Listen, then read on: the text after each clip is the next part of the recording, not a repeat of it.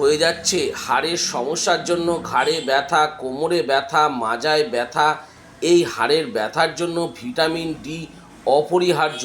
হাড়ের ব্যথা কমাতে ভিটামিন ডি অবশ্যই ব্যবহার করবেন, শরীরের পক্ষে খুব ভালো।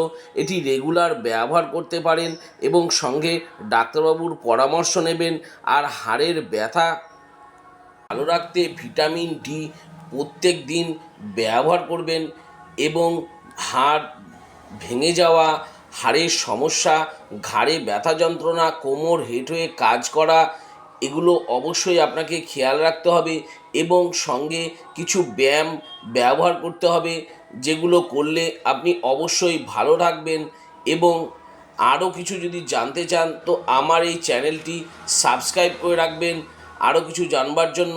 ভিডিওটি ভালো লাগলে অবশ্যই একটি লাইক করবেন এবং চ্যানেলটি সাবস্ক্রাইব করে রাখবেন।